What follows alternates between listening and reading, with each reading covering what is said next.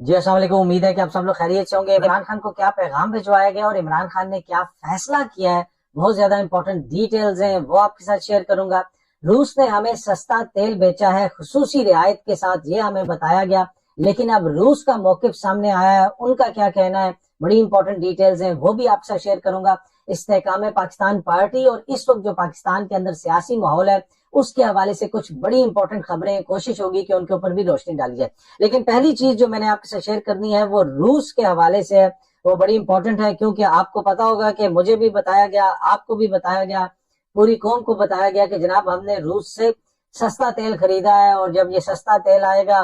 तो पता नहीं पाकिस्तान में क्या हो जाएगा। अभी तक वैसे पेट्रोल सस्ता नहीं हुआ, तेल वहां से सस्ता आ गया। इस वक्त जो पेट्रोल की कीमत के ऊपर नजरसानी करनी थी, हुकूमत ने यह फैसला किया कि जून के महीने में पेट्रोल सस्ता नहीं होगा, यही कीमत रहेगी। हो सकता है अभी वो जो तेल आया हो वो रिफाइन किया जा रहा हो, रिफाइनरी में हो, लेकिन वॉइस ऑफ अमेरिका ने ये रिपोर्ट किया है और रूसी वजीर के कहने पे रिपोर्ट किया, मतलब कि रूसी वजीर का बयान है, उसको उन्होंने रिपोर्ट किया। पाकिस्तान को तेल की खरीदारी में कोई खुसूसी रियायत नहीं दी रूस। जी हाँ जी, रूस ये कहता है कि पाकिस्तान को कोई खुसूसी रियायत नहीं दी गई। ये मैं आपको पढ़ के भी सुना देता हूँ।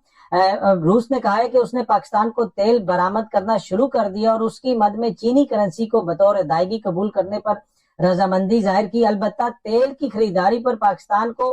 कोई खुसूसी रियायत नहीं दी गई, किसी किस्म की कोई खुसूसी रियायत नहीं दी गई। आगे वॉइस ऑफ अमेरिका लिखता है कि पाकिस्तान के वज़ीर आज़म शहबाज शरीफ ने 11 जून को ऐलान किया था कि रूस से पहला रियायती खाम तेल कार्गो कराची की बंदरगाह पर लंगर अंदाज हो गया है। शहबाज शरीफ ने तेल की आमद को इस्लामाबाद और मॉस्को के दरमियान नए ताल्लुकात के आगाज करार दिया था। ठीक है, जो रूसी खाम तेल की कीमत है उसके हवाले से जो रूस का अपना सरकारी मीडिया है उनसे बात करते हुए रूसी जो वजीर हैं उनका ये कहना था कि पाकिस्तान को तेल की तरसील शुरू हो गई है, इसके लिए कोई खास रियायत नहीं है, बल्कि वैसे ही है जैसे दीगर खरीदारों के लिए, तो कोई खुसूसी रियायत नहीं दी गई। अब पता नहीं पाकिस्तान को कौन सा खुसूसी रेट दिया गया। आपको याद होगा कि इस हवाले से मुसद्दिक मलिक साहब ने भी ये कहा था कि जो हमारा मुआहिदा है रूस के साथ, जिस मुआहिदे के तहत हम ये तेल खरीद रहे हैं वो सीक्रेट है, वो जनाब उसको हम पब्लिक नहीं कर सकते, वो टर्म्स जो है वो हम पब्लिक नहीं कर सकते, तो हमें नहीं पता कि क्या एग्जैक्ट कीमत है, किस कीमत पे खरीदा गया, ये मार्केट से कितना सस्ता है, ये तमाम तर तफसीलात सामने आना जरूरी है। और वॉइस ऑफ अमेरिका ने तो शहबाज शरीफ साहब की वो ट्वीट भी शेयर की हुई है जिसपे उन्होंने लिखा हुआ है कि I have fulfilled another of my promises, कि मैंने अपना एक और वादा पूरा कर दिया। और ग्लैड टू अनाउंस दैट के first Russian discounted crude oil cargo has arrived in Karachi. तो ये ट्वीट भी उन्होंने शेयर की हुई है, पर वो ये कह रहे हैं कि रूसी वजीर ने ये कहा है कि कोई खास रियायत नहीं दी गई है, जिस तरह दूसरों को बेच रहे हैं उसी तरह पाकिस्तान को बेचा गया है। तो ये जो स्पेशल रिलेशनशिप का आगाज हो गया, ये हो गया, वो हो गया, तो अब बहुत ज्यादा जरूरी है कि इन बयानात से आगे निकला जाए और कौम को बताया जाए कि कितने पैसों में एग्जैक्टली ये तेल खरीदा गया और मार्केट से ये कितना सस्ता है और इसके आने से मुझे, आपको, आम पाकिस्तानियों को कितना फायदा होगा। हम उम्मीद करते हैं कि बहुत जल्द ये तफसीलात सामने आएंगी। अच्छा, इस्तेहकाम पाकिस्तान पार्टी के ऊपर भी मैं आता हूँ, लेकिन इमरान खान साहब को एक पैगाम भिजवाया गया है, वो बड़ी इंपॉर्टेंट डिटेल्स हैं। खान साहब को ये कहा गया है कि जनाब आप वजीर आजम बनने का ख्वाब छोड़ दें, ईद तक आपके पास टाइम है और आप मुल्क से चले जाएं। अच्छा, इसको मुख्तलिफ जराए ने रिपोर्ट किया है, पार्टी के अंदर से भी हमें पहले भी कुछ लोगों ने बताया, फिर सीनियर सहाफी हारून रशीद साहब, उनका अक्सर खान साहब से बात भी होती रहती है, मुलाकात वगैरह भी होती रहती है, उन्होंने भी अपने प्रोग्राम में कहा कि इमरान खान को कहा गया है कि जनाब आप मुल्क से बाहर चले जाएं, वजीर आजम बनने का जो ख्वाब है ना उसको छोड़ दें, ईद तक का उनको टाइम दिया गया है और अगर वो नहीं गए तो फिर उनकी गिरफ्तारी होगी। आपको पता है कि जिस किस्म के केसेस हैं उनके ऊपर। अब इमरान खान ने इसके ऊपर क्या फैसला करना है, मुख्तलिफ जगहों पे मुख्तलिफ चीजें कोर्ट हो रही हैं। एक तो ये भी कहा जा रहा है कि एक जो है ना इमरान खान को एक बयानिया बना के भी देने की कोशिश की जा रही है और कुछ सहाफी भी उसमें अपना हिस्सा डाल रहे हैं कि इमरान खान की टांग का जो जख्म है उसमें कोई ऐसी वेन वगैरह है कि जो अभी तक सही ठीक नहीं हुई और उसका इलाज बाहर के मुल्क में होगा। अच्छा, ये मुख्तलिफ सहाफी वगैरह तो रिपोर्ट कर रहे हैं, लेकिन जिनसे भी खान साहब का डायरेक्ट ताल्लुक है, खान साहब ने किसी को ये नहीं कहा। वो होगा यकीनन, इसलिए कि अभी भी उनके टांग में वो है, वो यकीनन वो होगा, लेकिन ये बयानिया उनको बना के दिया जा रहा है कि आप ये करवाने के लिए जनाब चले जाएं और अबू धाबी चले जाएं। अगर इमरान खान ने बाहर जाना है तो वो अबू धाबी क्यों जाएंगे? اگر عمران خان نے باہر جانا ہے تو وہ چلے جائیں گے جناب انگلینڈ چلے جائیں گے، ان کے ادھر بچے بھی ہیں، ان کے ادھر دیگر لوگوں سے بھی جو ہے ان کے تعلقات ہیں، وہ تو کسی بھی ملک میں جا سکتے ہیں۔ تو یہ ان کو کہا گیا کہ جناب آپ جو ہے ملک چھوڑ کے چلے جائیں، اور عید تک آپ کو ٹائم ہے، اگر آپ نہیں چھوڑ کے جائیں گے تو پھر آپ کے خلاف کارروائی ہوگی۔ اب اس کے اوپر جو عمران خان کا فیصلہ ہے، ان کا یہ کہنا ہے کہ جناب میں نے تو ملک چھوڑ کے نہیں جانا۔ اب تک آج تک کا یہ فیصلہ ہے، کل حالات چینج ہوتے ہیں، وہ چیزیں ڈفرنٹ ہوتی ہیں تو وہ الگ چیز ہے، لیکن یہ جو دباؤ ڈالنے کی کوشش کی جا رہی ہے وہ اس لیے دباؤ ڈالا جا رہا ہے کہ وہ ایک طرح سے ملک چھوڑ کے چلے جائیں۔ اور ہارون رشید صاحب نے اپنے پورے پروگرام کے اندر اس کے اوپر بڑے تفصیل سے رپورٹ کیا اور بتایا کہ کیا کچھ انہیں کہا گیا، کیا کچھ پیغامات ان کو بھجوائے گئے ہیں۔ لیکن جو ہماری خبر ہے وہ یہ ہے کہ عمران خان نے کہا ہے کہ جی جیل چلا جاؤں گا لیکن باہر نہیں جاؤں گا۔ اگر باہر چلے جاتے ہیں تو ان کے مخالفین جو ہیں، جو سیاسی مخالفین ہیں، ان کا کام بالکل آسان ہو جائے گا، آسانی سے لوگ ان کے چھوڑ کے چلے جائیں گے، کسی قسم کا کوئی مشکل نہیں ہوگی۔ اور یہ ایک روایت ہے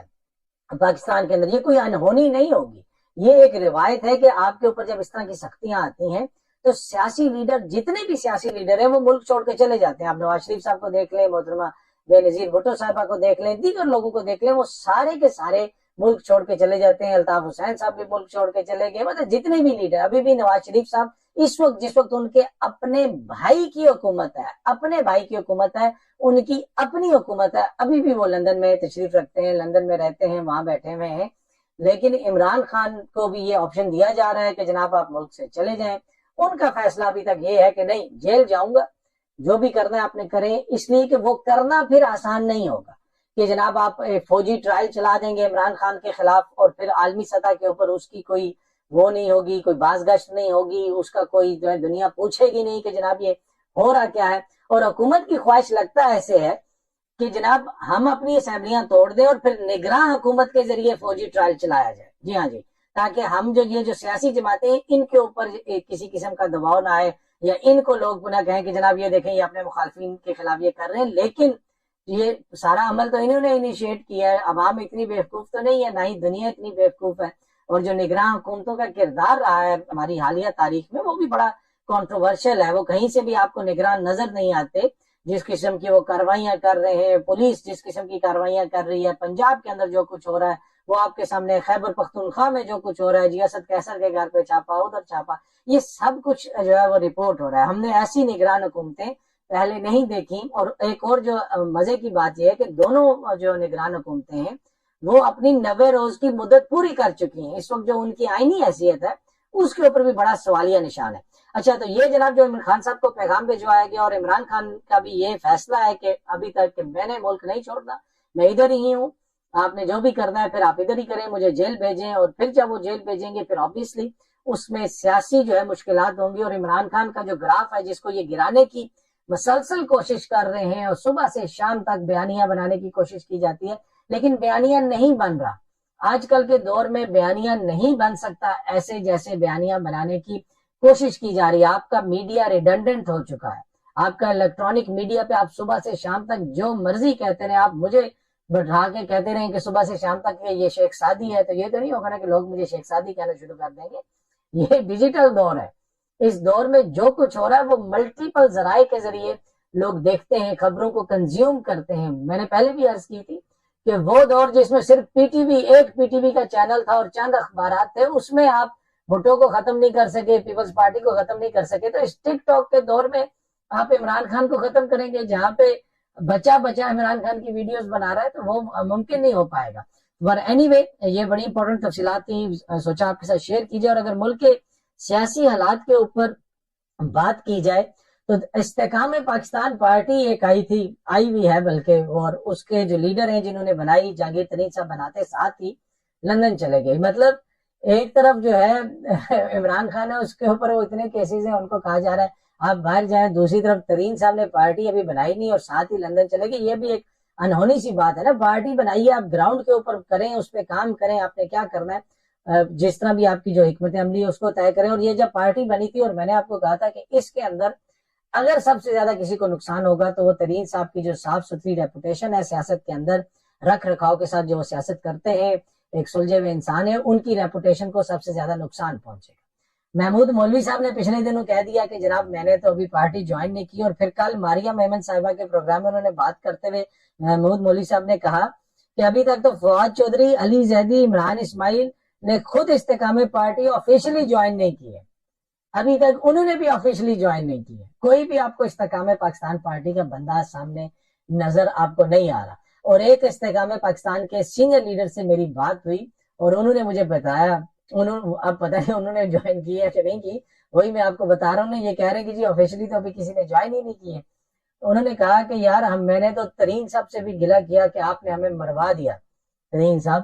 آپ نے یہ کیا کیا، آپ نے یہاں پہ بلا کے ہمیں بے عزت کر دیا، آپ لوگ ہمیں آپ زبردستی کیوں اس میں شامل کرنے کے لیے بلایا گیا، اس قسم کا انہوں نے ترین صاحب سے گلہ کیا۔ اور انہوں نے کہا کہ پارٹی کے اندر جو آپ کا مخالف گروپ تھا تحریک انصاف کے اندر، وہ لوگ تو آرام سے ابھی بھی ادھر ہی ہیں، شاہ محمود قریشی صاحب بھی ادھر ہی ہیں، اسد عمر بھی آرام سے سائٹ پہ ہو گیا، ہمیں یہاں پہ بلا کے جو ہم آپ کے ساتھ ہیں، ہمیں یہاں پہ بلا کے جو ہے عوام کی نظروں میں آپ نے بالکل ہی گرا دیا، اور اب ہماری سیاست کدھر پہنچ گئی وہ آپ کو بھی پتا ہے اور ہمیں بھی پتا ہے۔ پر اینی وے میں نے آپ کو کہا تھا کہ استحکام پاکستان جو ہے پارٹی، وہ سب سے زیادہ عدم استحکام کا شکار ہے، اور پہلے دن سے میں آپ سے یہ عرض کر رہا ہوں کہ اس کے اندر سب سے زیادہ نقصان ترین صاحب کی اپنی ریپوٹیشن اور برانڈ ترین جو ہے سیاست کا، اس کو نقصان پہنچ رہا ہے۔ تو یہ استحکام پاکستان کے حوالے سے تازہ ترین ہے کہ جناب ابھی تو ان لوگوں نے بھی آفیشلی جوائن نہیں کیا۔ تو اب دیکھتے ہیں آگے، پر یہ ہے فردوس عاشق امان صاحبہ نے اور چوہان صاحب نے، انہوں نے بالکل آفیشلی جوائن کیا ہوا، وہ ڈنکے کی چوٹ کے اوپر استحکام پاکستان کا دفاع کر رہے ہیں، اور استحکام پاکستان جو ہے وہ صرف پنجاب تک محدود ہے یہ پارٹی، اور وہ محدود اس لیے ہے کہ دیگر جو دونوں بڑی جماعتیں پیپلز پارٹی اور نون لیگ، ان کو پتا ہے کہ پنجاب میں ہماری دال نہیں گلنی ہے، ووٹ عمران خان کا ہے، ووٹر کہاں سے آئے گا، تو اس وجہ سے ووٹ توڑنے کے لیے یہ سب کچھ کیا گیا ہے۔ اس کا کتنا فائدہ ہوگا وہ آپ بھی دیکھ رہے ہیں اور میں بھی دیکھ رہا ہوں۔ اچھا، ایک اور چیز جو بڑی امپورٹنٹ ہے، آج کل آپ میڈیا میں اس کو سن رہے بھی ہوں گے، پاکستان سے اکثر لوگ جاتے ہیں غیر قانونی طریقے سے بیرون ملک، اور وہ کوئی یورپ جانے کی کوشش کرتا ہے، گریس کے راستے، فلانے راستے۔ ایک کشتی کو حادثہ پیش آیا، اس میں بڑے